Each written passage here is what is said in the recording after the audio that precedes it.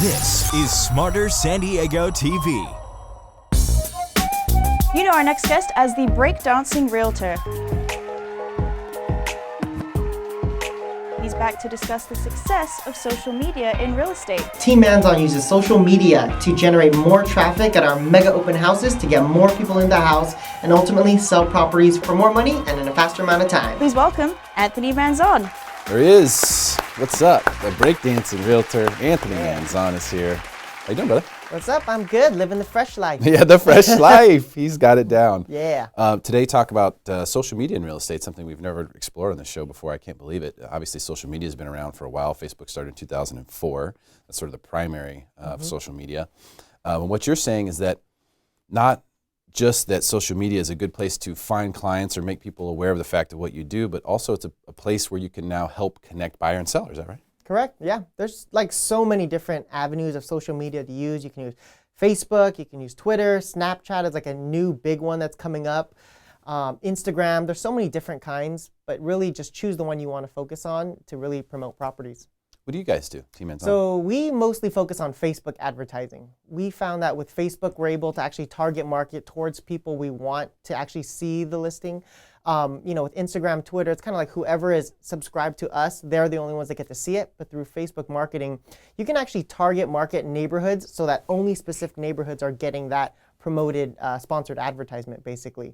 So what we do with our ads is we use Facebook advertising to promote our grand opening mega open houses. I think we're known with my team as we're like the big open house people. And so what we do is that whenever we have our big grand opening open house, we basically put like a 3-mile, 4-mile radius, whatever we want to do around that open house. And the day of the open house, the day before the open house, we put out a sponsored ad promoting that specific listing so that more people come to the grand opening. Okay, so this is a way of promoting what you're already really good at, the mega open house, which let's talk about the mega open house just for a second for anyone who's not familiar with it. Tell us what the mega open house is. So the mega open house, we pretty much copied, we think of like our marketing approach as like the Apple of real estate.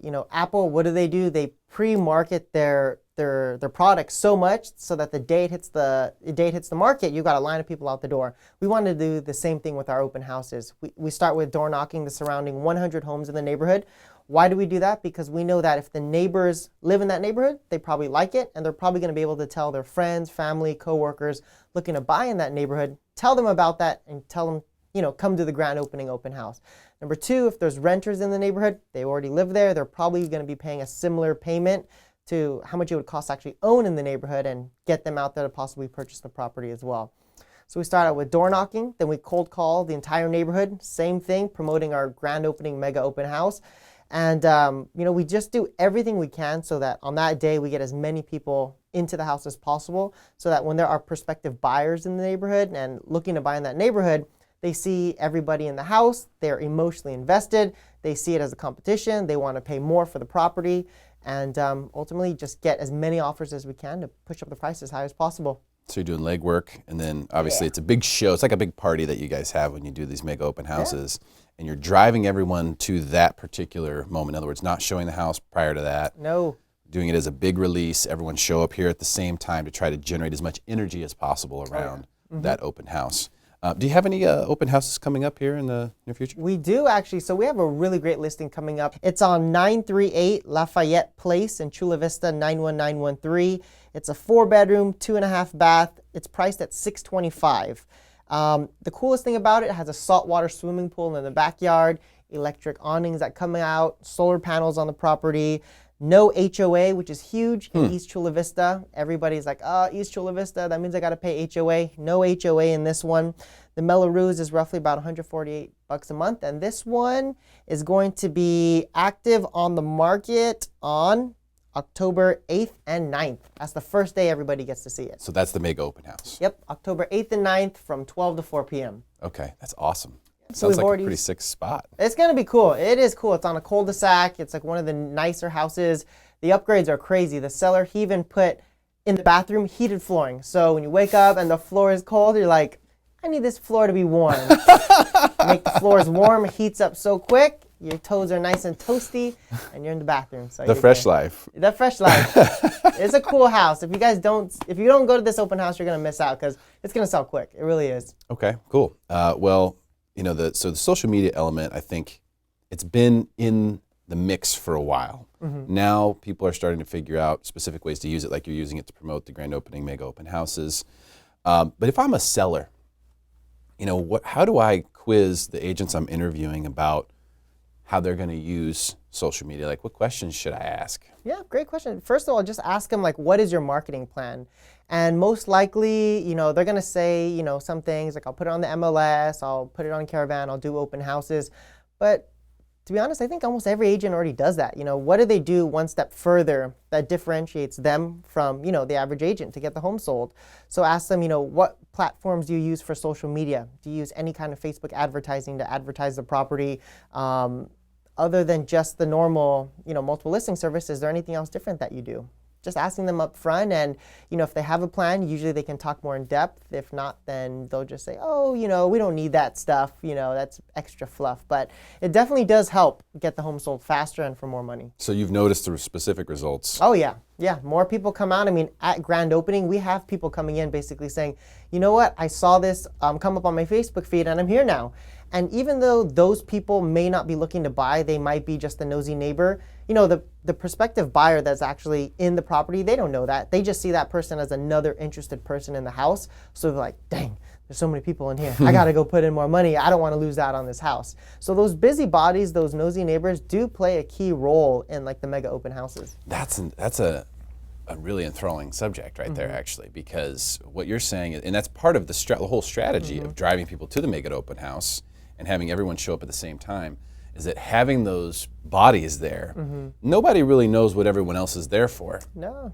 They just assume that everyone is there because they're a potential buyer. Yeah, and the cool thing is, I don't mean to interrupt, is that those busy bodies, those nosy neighbors, sometimes they're the best salespeople in the whole house. Like sometimes they're even better than me. They come in and they're like, oh my gosh, this house is so nice. Oh, this is the quietest neighborhood. I remember this house when it hit the market. They talk about all the really great things about the neighborhood coming from a third party. The buyers that are looking to buy in that neighborhood, sometimes they end up talking to them, sometimes they overhear them. Coming from me, they might think like, oh, this is the agent holding the home open, he's trying to oversell the house. But when those nosy neighbors sometimes come in and they're selling it for you, they take those people sometimes as more credible, like, oh, I live right across the street from you guys. Trust me, it's a super quiet neighborhood. They're basically like selling it for you, which is good, and it's like a very credible source too, because they've lived there. Totally, yeah, it's a non-biased third party. Yeah, exactly. I mean, no conflict there at all.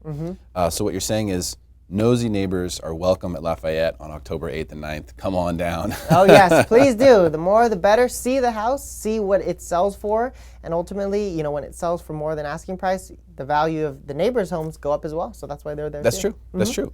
So it's a multifaceted then strategy with the idea of getting as many people to the mega open house as possible, because it's not just about getting potential buyers there. It's about creating a buzz. That buzz is what essentially gooses people into action. Yeah. So if I'm a potential buyer and I'm in there and there's 40 people walking around and I'm going, man, this house is amazing. Look at this. We better move now. We better write an offer right now. How many people do you think, I'm just curious, how many people buyers come to open houses with their agent versus just by themselves? That's a great question. I would say like on grand opening day, okay, so my world record for like most people on open house that we counted was 200 in one weekend. Wow. And it's a little different because maybe a family of 3 came in. I just want to know how many people total came in. If they bring the whole family, it's a good thing. That means they're a serious buyer. I would say for that one open house, maybe 30 agents came in with their clients. Of the 200, 160 were people, I don't know if they had agents or not. Typically we have them sign in. If they do have an agent, then they write in their agent's information. But I would say 30 agents did come in with clients, and then the rest without agents. So 30 out of 200? Yeah.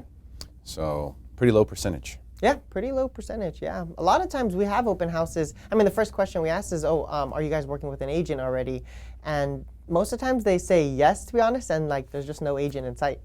Wow. What do you think about that? If you're a buyer, should you be should you be telling your agent, hey, come to the open house with me? Because wouldn't that make it better for you if you want to write an offer to have your agent right there, be able to tell the other agent, hey, we want to put in an offer. I'm going to go out to the car, hit my DocuSign. I'm going to get you an offer right now. Wouldn't that be an advantage? That definitely is an advantage.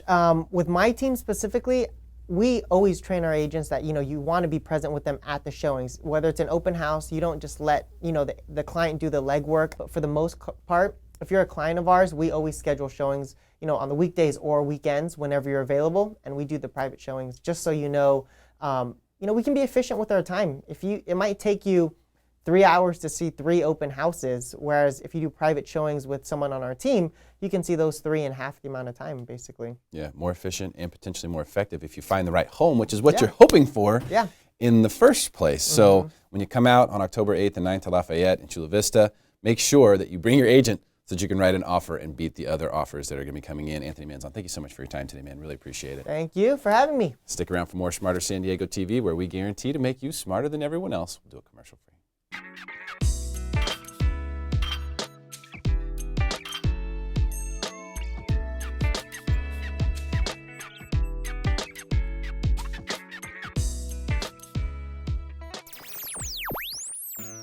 Liberty Station is continuously contributing to the community of Point Loma.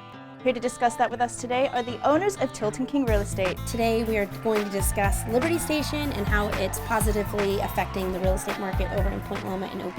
I don't know a song. I'm just playing it. And just the attributes that it has towards the community. Please welcome Rebecca Tilt and Katie King. Welcome back. Thank you. Tilt and King in the house. Always smiles. Love having you guys here. Thank you. Today to talk about Liberty Station. Yes.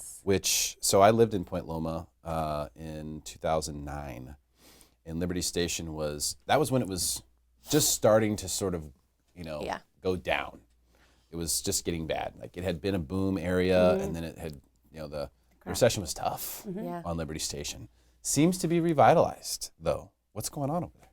Yeah. A lot has been going on over there. Liberty Station, obviously, actually, a lot of people don't know, but it was a naval training center back in the day, and in the 90s they implemented a commission to say, hey, they shut it down, and what they did was they had a crew of people come in and say, what are we going to do with it? Yeah. So in the 90s they said, let's make it something where we can utilize people's businesses and put some shops and stores and things in there. So they created this multi-diverse area. It's over 360 acres, the whole thing. And what they've done is they said, hey, let's create different sections for, shopping area, for an art area that has museums and art, and we can talk about that later. It's got schools, and it's got just a lot of different segments of different things of a good area for attractions people to come over. Okay, lots of different attractions there. Yep. Yeah. I think if you've ever been there, it's diverse. There's lots of different restaurants and different things to do there, different shops and whatnot. But it seems to me that it's filling out now. Like, there's more tenants coming in. I don't know how much square feet is still available in there, but it seems like it's filling out nicely, which is a sign of a couple things. You could say macro-wise, that's a sign of the economy being in good shape. You could say it's a sign of this finally kind of catching hold, that this area is really going to blow up like everyone thought it would, 10 years ago. But, obviously that was pre-recession. Yeah. So what is your take on that element? Well, there's a lot of places that they've opened up. So again, you have the office section. So you have people who have their own small businesses that utilize a lot of the area for their offices, for their small businesses. Yeah.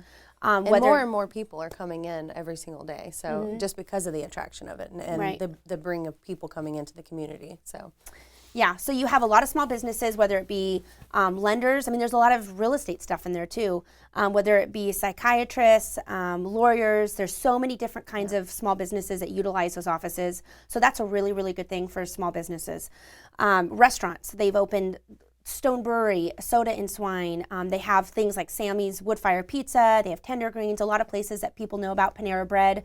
They have shopping, Vons and Trader Joe's, and all of that where it's a one-stop shop where everyone can go in and do their grocery shopping, or they could go in and order dinner. Just recently, they opened up Liberty Public Market, which is basically, it's really cool because you walk in and it's got lots of different vendors with different kinds of food. So Italian, sushi. I just went there a couple weeks ago and tried the new area with empanadas, and that was really good. They have like American food with really, really good fried crap that I love eating. My boyfriend really liked that.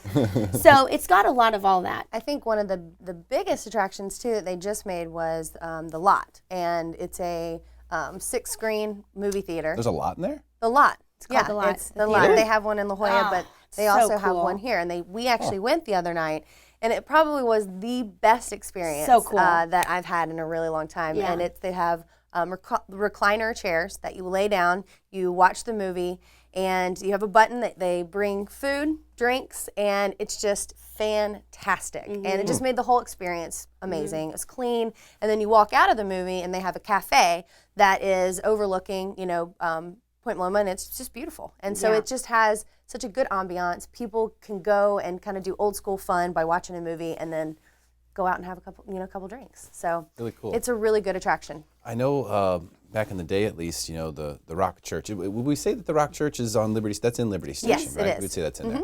So I know that was something that everyone thought was going to sort of propel the whole area because there's so much traffic coming in to the Rock Church, not just on Sundays. I mean, Sunday's a big day, but there's other days too that are having things going on there. And that's obviously still there, and they have no plans to go anywhere. No. So that's kind of been the staple thing. That and Vons and Trader Joe's. Yeah. Those have been there, throughout. And Stand to the test of time. exactly. So you've got that sort of core of those main things. Tinder Green's been there too, by the way, the whole time too. Yeah. So you've got that, and now the Lot though, that is I didn't know that. I mean, I know they put one in La Jolla. I think they're raising the prices for the tickets. I think they wanted to start out. I was telling her this, so it's a good price. So go now. Everyone watching, go to the Lot now. And I think they're going to raise it to like $22-23 a pop. But it's worth it because again, it was so relaxing. Afterwards, I kind of wanted to just hang out and spend the night. In a situation, you almost feel like royalty because you're like, Yeah. yes, bring me my food while I watch my movie. Yeah. It's fabulous. Yeah, it was really great. Great. Tip your waiters and waitresses, Yes. of course. Yeah, if you want to. Yeah, 20%. For real. They did a good job. It would be really cool if you could get free tickets to the Lot somehow. I don't know. That would be awesome. It would be amazing if that That could would happen be somehow. awesome. So let's dive into the real estate piece because there are homes in Liberty Station as well, and there are obviously adjacent areas that are benefiting from this as well because that proximity to Liberty Station has now become even more valuable. So let's talk from the real estate perspective. What does all of this doing? Have we seen an impact, or when do we expect to see an impact? Yeah, it's just continuing to make Point Loma more attractive because you've got a couple elements that are awesome. You've got the walkability. Yep. You've got the one-stop shop. So you have, again, your shopping, your dining, your entertainment. It's got everything. It's got the golf course. It's got all of the outside areas to kayak and to host birthday parties and to do charity Weddings, events with runs. They have a venue for private events for weddings or birthday parties. So it's got everything you can do or anything you can plan there. So that's awesome and important. The other thing is the actual location of it because you're right there at the bay. You're 5 minutes from the airport. You're 10 minutes from downtown. You're 2 miles from the 8. I mean, it's where it is geographically located is prime, and people really they dig it because it's even if they're not moving into the homes in Liberty Station, and they're moving into OB, you've still got a 4-minute drive, and you're where you can be for a Friday night and go home. Yeah, we just had some clients from Las Vegas that just moved into Point Loma because of that, because of that. They want to retire there. They want to be able to walk to everything. They want to go, like she said, the one-stop shop. You have your food, you're going out. You have even golf course right in the neighborhood. And I think they said in the Money magazine in 2007 it was one of the best places for people to retire. So it's a really wonderful place for people just to come in, have everything at their fingertips, and to build your businesses because a lot of families move over there and it's perfect because a lot of people have small businesses, whatever it is, and they have space and an area to do that, which is right next to home. It's perfect. Are we getting any more, or is it possible to even get any more residential units in Liberty Station, or we got what we got? I think we got what we got. There's a whole other governmental section that is obviously owned by the government for the Navy, and that's utilized and packed. But I think the Liberty Station itself, it's got those townhomes, row homes, detached homes. It's got kind of a sprinkle of all of them. I think we're maxed out as far as how much land we have to utilize for that. Yeah. Unless they wanted to use some of the areas for parks and all of that to do residential, but I haven't heard any of Yeah, I know they're still building the fitness centers, but other than that, they haven't said anything about more residential. Okay. Well, Yeah. in that case, if we've got our inventory is what it is, Yeah. then this might be that last opportunity for the buyers to get in. Because if the Other than lot's there, resale. and the reason why that's such a big deal is because that is definitely a traffic play. Yeah. Oh And gosh, those yeah. guys know what they're doing. Yeah. It's a luxury traffic play, Yep. which tells you they believe there are going to be a lot of people with a lot of money coming through that area. If that's true, then that can only mean, Yeah. prices are going to Right. go up, especially for real Right. estate there. But I think that also keeps it sustainable too, with the prices in the neighborhood because of that, because more and more people will come in and see the value of this area, and they're going to be living not just in Liberty Station, but around it, and just like our clients, So people are wanting to live, if not in it, but around it, just so they can have that accessibility. Is there anything that's missing? Is there anything they don't have that could come later as an An upside amusement surprise? park, And then a water park. Yes, they are water actually going to be building I an would go aquatic to center. it. Yeah. I love me some roller coasters, so I think it's pretty I'm cool. in. I'm in. Six I think that'd be Flags. fun. Six Yeah, Flags. Six I Flags. need Six Flags over the water Yeah. floating. I love Disneyland. I think Disneyland in Anaheim is a little congested. It's a little far. Kind of huh? far. little We need that Yeah. accessibility. Maybe one of these days. Yeah, you never know.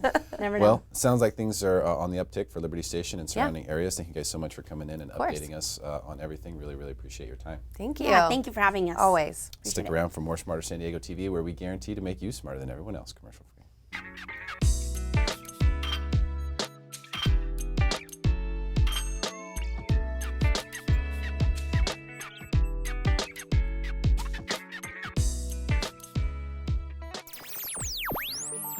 Our next guest is going to tell us about the many advantages of working with a mortgage broker. Today we're going to talk about the advantages of working with a mortgage broker, all the different programs we have to offer, and how it can really help you land the best mortgage. Please welcome for the very first time the owner of Capita Mortgage, Beth Svenson.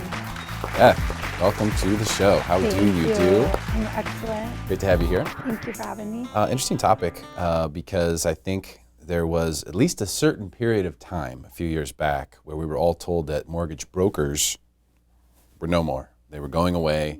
The CFPB, Financial Reform, Dodd-Frank, or whatever it was going to destroy mortgage brokers and just consider them all on their way out. Yes. You are a mortgage broker. That could not be further from the truth. Mortgage brokers are back and we're not going anywhere. Basically, a broker is an intermediary between the borrower and the bank. So we put the borrower with the best bank. So versus just walking in to a retail bank, basically we work with 30 different banks and we can place you in the best program and match you with your credit profile, with whatever your situation may be, your income situation. We place you in the best bank. Sometimes it needs to be for the reason that maybe you're in a hurry, so we have to go with a real quick bank. Maybe you have a lower FICO score, so we have to put you with a bank that can do that. Or maybe you're that perfect A+ profile, and we can put you with the bank that's going to have the super low rates. So we can just kind of put you wherever you're going to fit versus you having to fit into the bank. We fit you to the bank. Interesting. So in concept, I think it makes sense. In other words, from a standpoint of, okay, you come to me as a broker, I find the bank that's going to be best fit for you. Exactly. But for a lot of people out there, when they hear broker, they hear middleman, Right. and that means extra costs. So is it costs more to work with a broker? That is the biggest misconception out there. It does not cost extra at all. In fact, we get discounted rates with a lot of our banks, especially banks that we do volume with. I can actually call my banks on certain instances and get fees waived occasionally. I can do things that a retail bank are not going to offer you. So we have a lot more flexibility. We do volume with certain banks, and therefore in exchange they do give us lower rates. We don't charge point, we do no point loans, very low cost loans. I compete with the retail banks without a problem all day long and beat them on most occasions. Really? So Yes. so who are these banks that we're talking about? I mean, are these banks that you're using? Are these places in different countries, or like who are these mysterious banks that you're These working mysterious banks are actually just national, very reputable, great banks that offer a variety of different programs and offer super low rates. And they're mostly, Southern California is known for having a lot of lenders. Some are out of the East Coast. And then one of our biggest banks that we work with is actually out of Michigan. So there's just banks all over the United States. But a lot of them are out of Southern California. They're out of Southern California. Yeah. Okay. So I'm curious, do the big box banks who told us that the brokers were going away, do they still participate in the broker market on the wholesale side? Not as much, but they are starting to. They're starting to come back our way. With the big banks not necessarily having a wholesale division, it's not affecting us. We have so many wholesale banks that are specifically made for wholesale that we have so many programs. I don't even miss any of those banks that have gotten rid of their wholesale channel. Yeah. Because they're It didn't even faze us. known to be slow. Yeah, in the first that place. is actually another advantage of a broker. I have a bank that can close in 21 days, and they claim they can do it faster. But 21 days, that's pretty quick close. Yeah, most of those are 30 days, right, or more? 30 and sometimes more. After October, they put a new TRID rule in, which has an extra 3-day wait period. So that extended all escrows out a few days because it's 3 extra business days. Did TRID change anything for brokers? Yeah, it gave us a more competitive edge. We're basically head-to-head now with the banks. The retail banks used to not have to disclose certain things on their end that, as brokers, we had to disclose, and that's not the case anymore. Oh, so it actually leveled the playing field a little bit. It definitely leveled the playing field. We all have to give out the same disclosures with the same fees with everything now. So we're head-to-head. Okay, so let's bottom line this thing for me here. If I'm a homeowner, or let's say I want to buy a home. Either I want to buy a home or I want to refinance my home. And I'm going to get a mortgage. What are the reasons? Why should I consider using a broker instead of going directly to the bank? There's a lot of advantages to using a broker. So one of the main ones is we can shop the loan for you. We can save you time. We get all your paperwork, we process it, we can go to 30 different banks. People are busy. They don't have time to go to all these different banks, get quotes.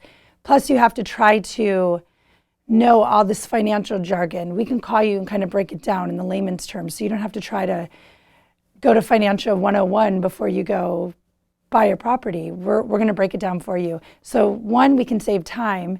2, we can get you truly with the best bank that's going to meet your needs. So let's say you are in a hurry to close.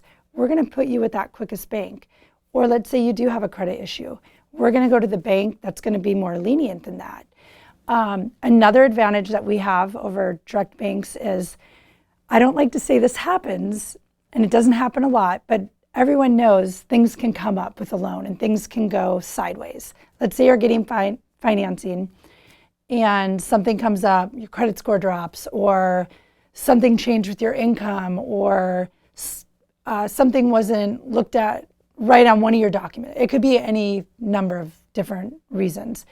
So with a direct bank, that could actually deny your application and you're just out alone. So if you're with a broker, we have all your paperwork, we have your file. If something were to go wrong, which like I said, it doesn't happen a lot, but if it does, we can actually just place you with another one of our banks without losing a lot of time on your escrow, without having to go back out searching, doing the whole loan application process, because we already have your loan application, we already have your credit, we have all your income, we're just simply gonna switch it. So I've actually saved people a lot of time in their escrows by being able to just switch a bank if something came up.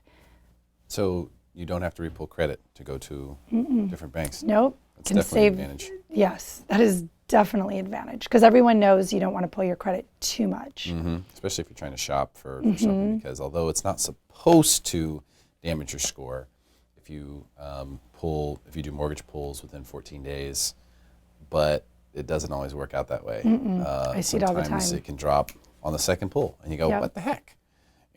What's going on? Nothing else has changed, but that's just what they tell us. We don't know what the credit bureaus are really doing. We just know what they say, but then what you see in practice, things are different a lot of the times. Yes. So I think that is definitely an advantage, the ability to go from one bank to the next, or to shop.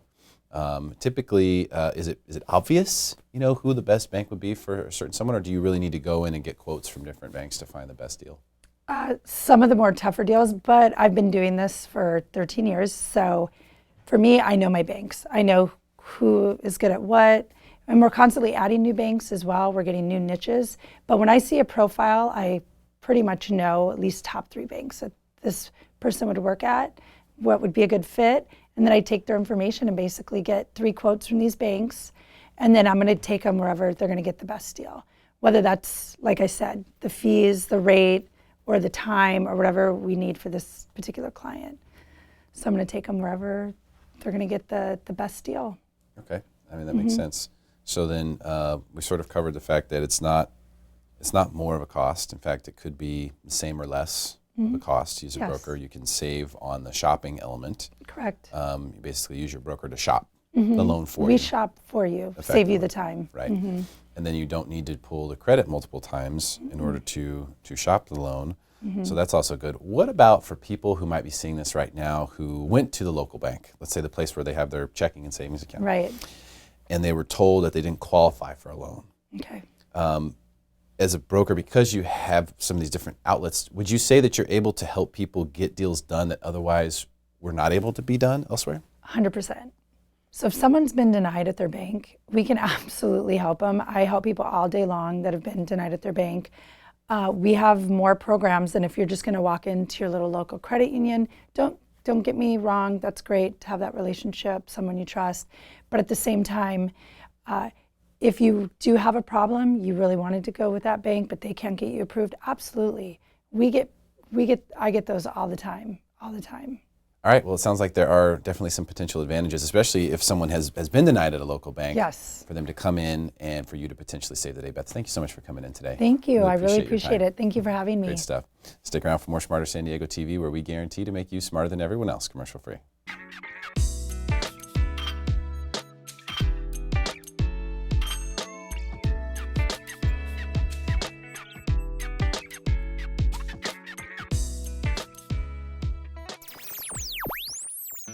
October is Domestic Violence Awareness Month, and our next guests are going to shed some light on the issue.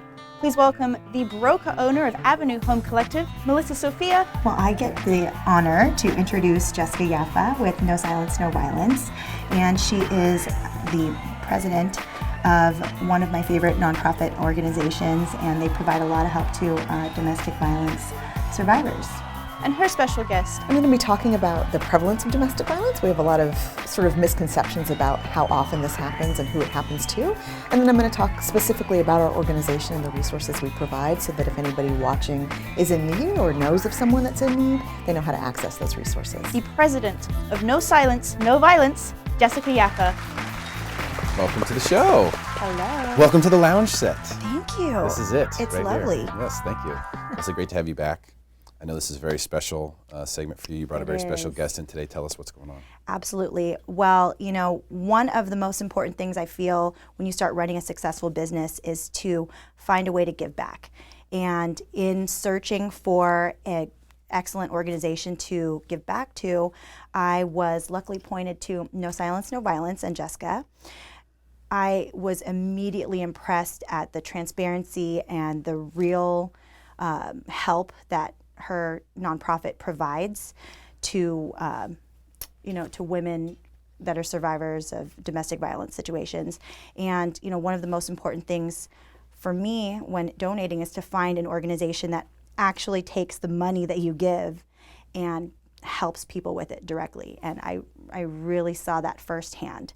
So it was just an incredible organization. She's a superwoman, and I'm so blessed to be a part of it.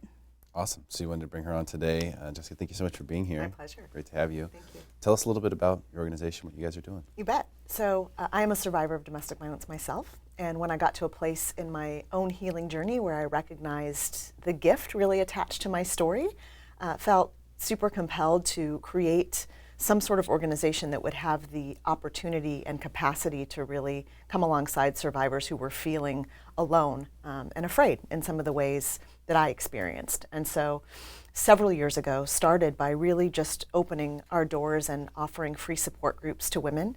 I remember actually about 10 years ago running that first support group and praying that we'd have a handful of women show up, and there were 68 women the first night of our support group meetings. And so that really affirmed for me the tremendous need that is out there, and also the purpose behind my journey. We became our own nonprofit about 3 years ago, so it's been a long road. And the intention of becoming a nonprofit, just like Melissa said, was really to be able to formalize our processes around accepting donations and then giving those donations to those that are struggling and in need.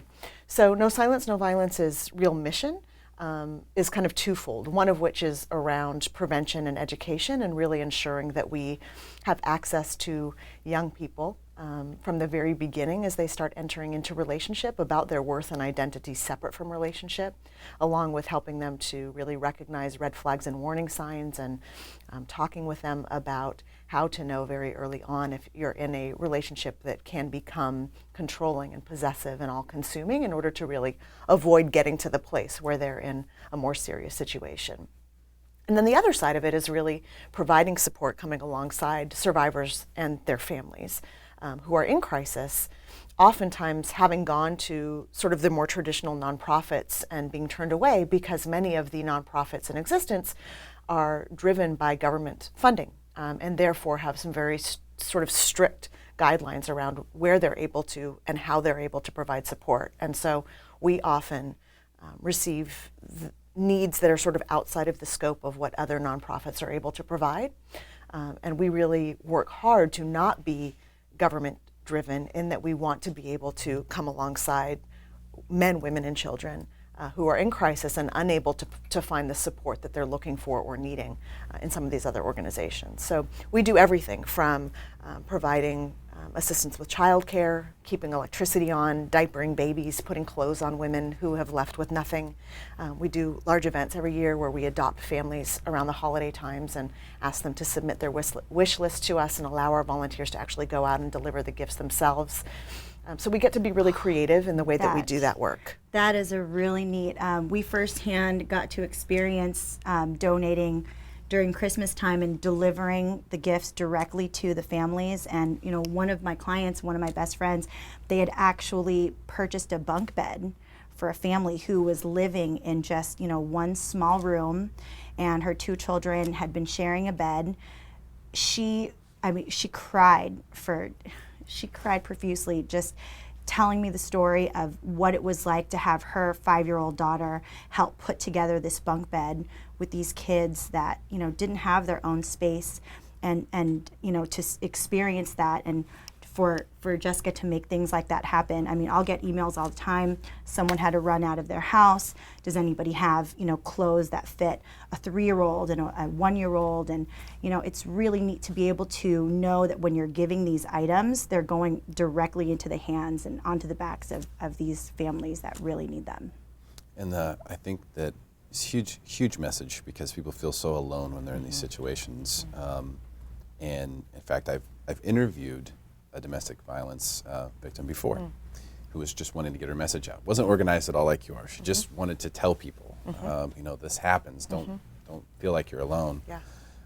But she went years without telling her parents, her friends, the people right there who would have helped her easily. She went years without doing that for fear of shame and things like that. So I think the name, I want to ask you about the name of the organization and what that means and how that applies. Yeah, so you're speaking to exactly what it means.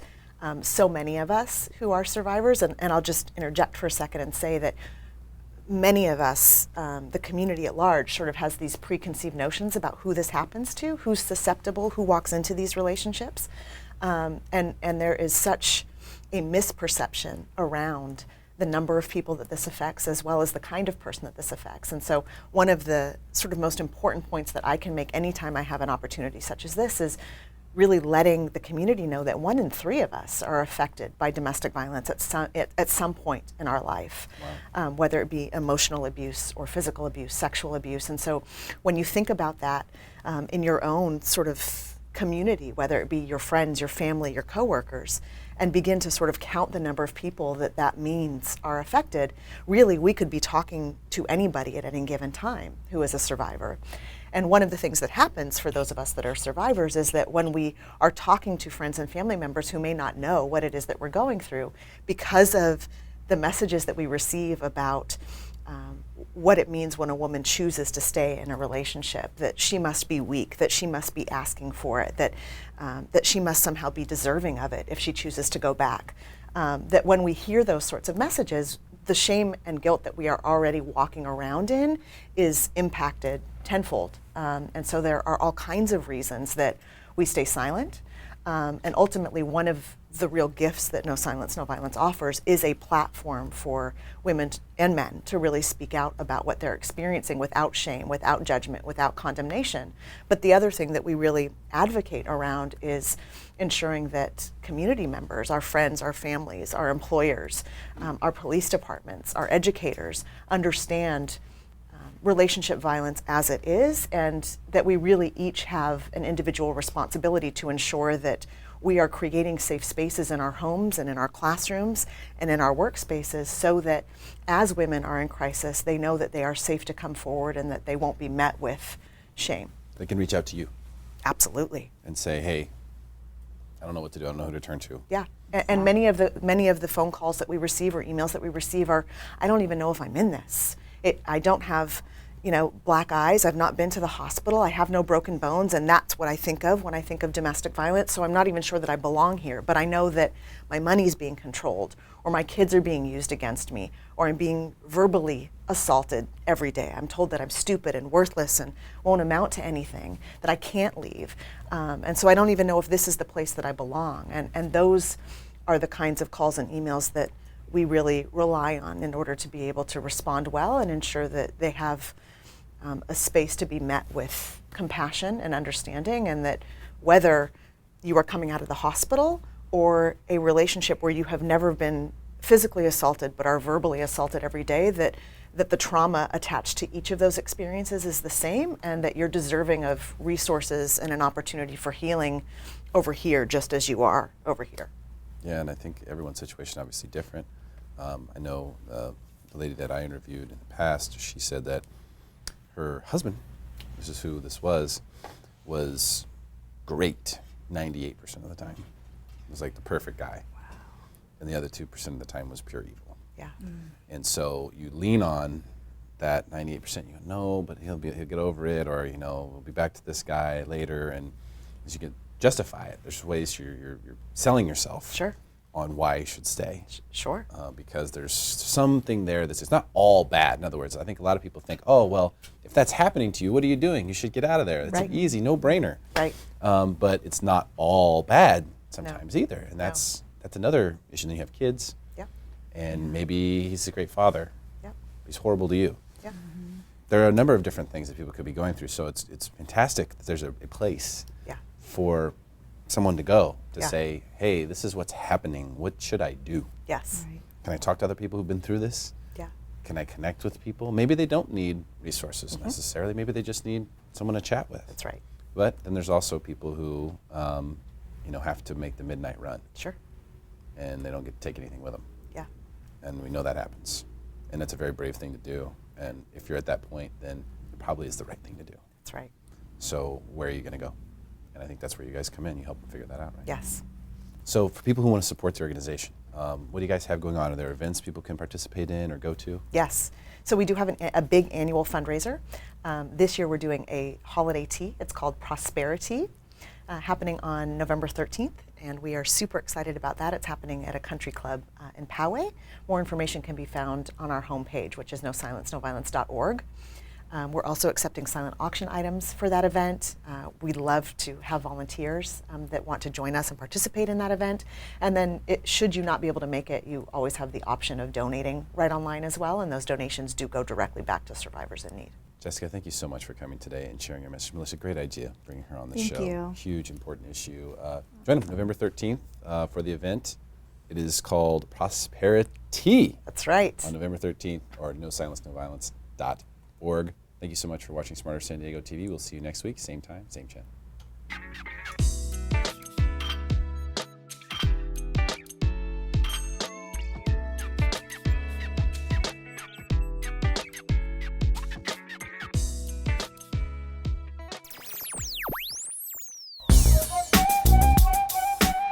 Our next guest is one of the most patriotic people we know here at Smarter San Diego. You know, we're going to talk a little bit about Colin Kaepernick and whether or not his message is effective. We're going to talk about respecting the American flag. We're going to talk about liberty and that this is a great country, and I'm proud to be an American. Please welcome back former Navy SEAL and veteran advocate, Andrew Paul. Andrew, what's up, Hey, buddy. How you doing? I'm good. Aaron, good to see you.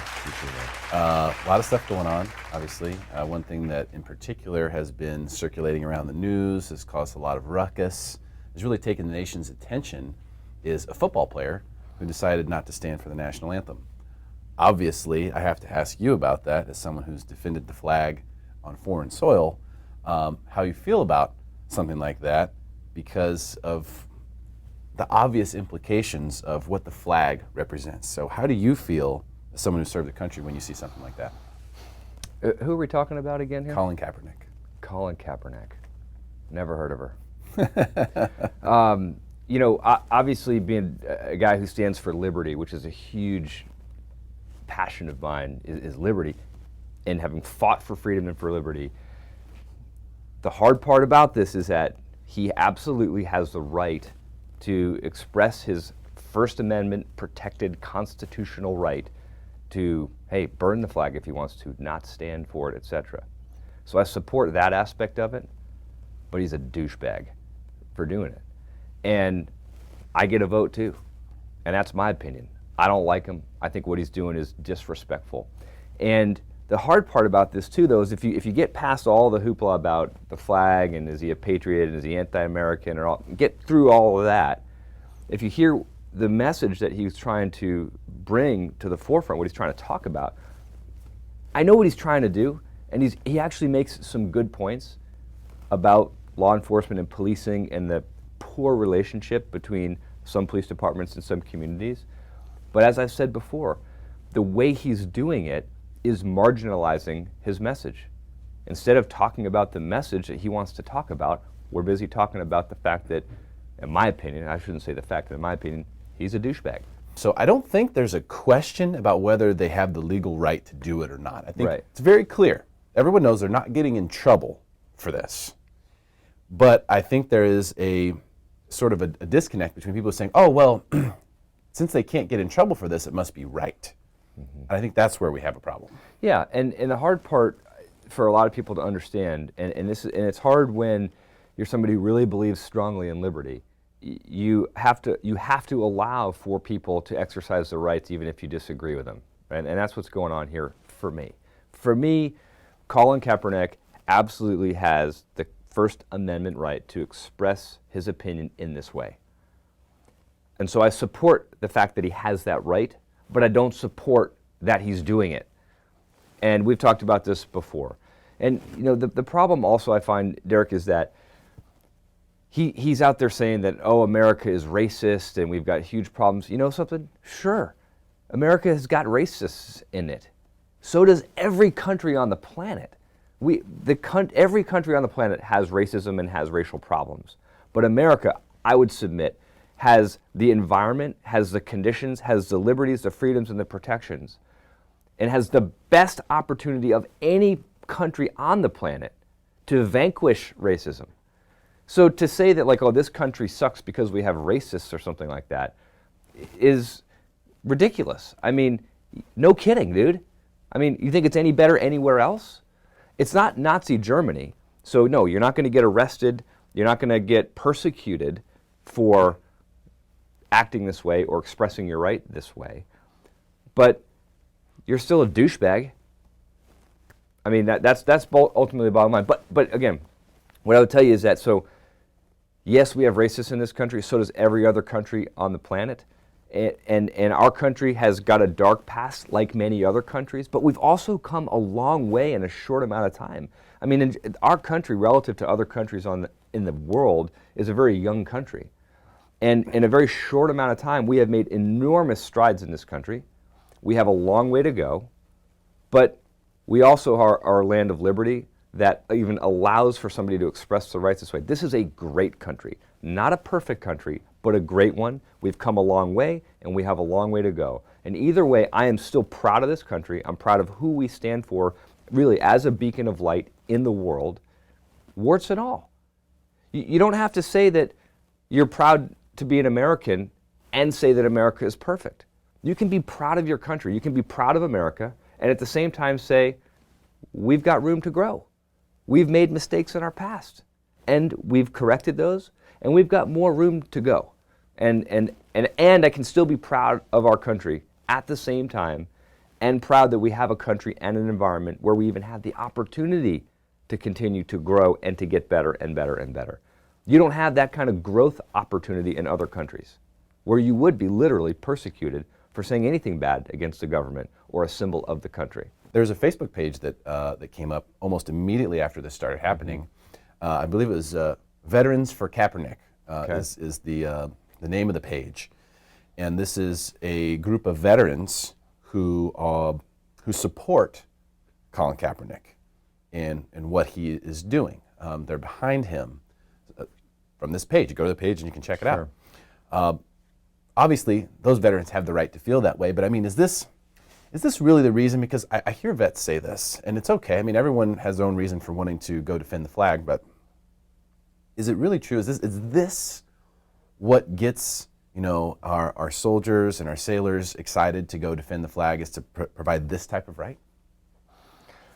I don't know. I mean, I can't speak for every veteran, but I mean, I can speak for myself. I love our country. I was proud of our country, and I wanted to serve our country. Ultimately, I wanted to go into the military so that I could protect people who couldn't protect themselves. And that, may sound corny, but I wanted to have the opportunity to be able to step up and stand against evil in the world. And, little by little, you find what that path is going to look like for you. I heard about the Navy SEALs. It looked like an awesome organization from what I could see from the outside as a young boy, teenager, and began to work towards trying to become a Navy SEAL, which was obviously a huge challenge, very difficult. Made it into the SEAL teams, had an amazing experience, had a great opportunity to go forward into battle and serve my country, on the battlefield. And not every person in the military does that. Not every person who wears the uniform fights in combat. Actually, a very, very, very small percentage of those in uniform actually fight in combat. But it's all part of the military organization. It's all part of the strategy, and it takes every single person in order to project America's power and to carry out our mission. For me, I wanted to fight in battle, and I got that opportunity. Now, when you start to do that, for me, again, I wanted to fight for liberty, for freedom, and for our country. And over time, you begin to understand more and more what that symbol of the American flag means. And so for me, that flag does represent liberty. It represents freedom. And when I see the flag and the anthem is playing, man, I actually get a little emotional. I'm proud of our country. My bedtime song to my children to put them to bed when they were young was I would sing the national anthem to them. I would sing the Star Spangled Banner. Okay? And that was the bedtime song. 'Cause I didn't really know any other bedtime songs, but I knew that. And I would just sing it to them, put them to bed.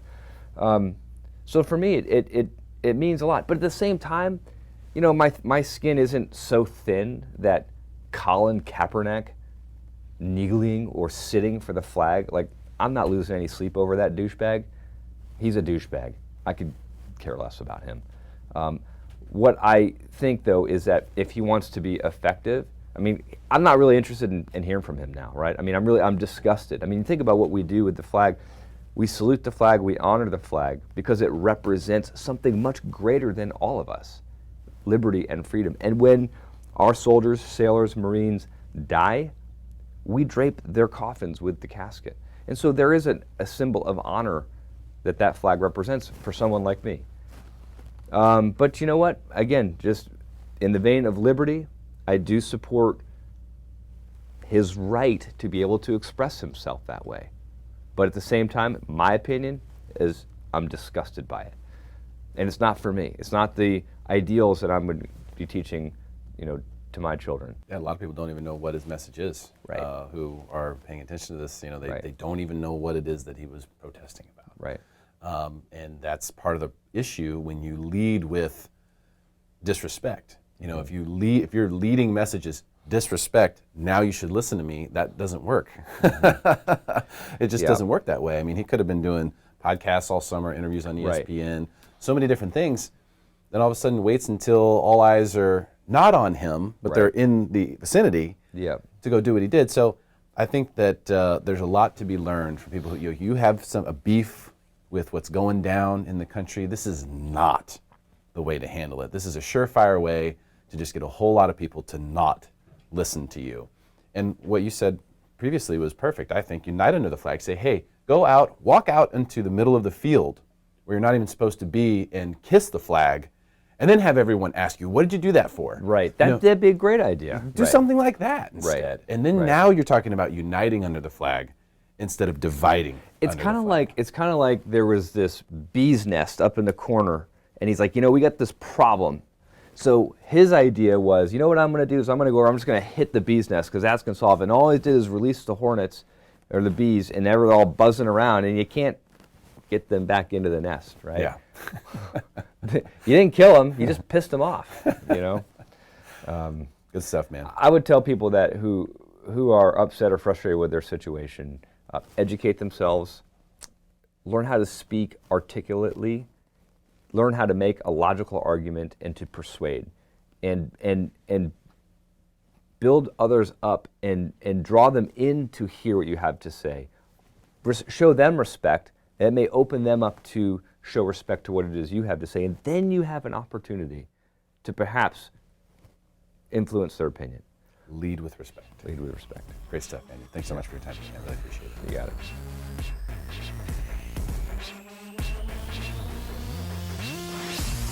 Hey, great show, guys. That's a wrap. Jade, what's your schedule look like? Do you mind breaking down the set? Not today, Derek. I'd love to, but there's waves out there. I gotta go. No, I can't either. I'm starting to get hangry and have way too much stuff to do today. Claudia, you've got this, right? Sure, guys. I would love to. I'll get right to work.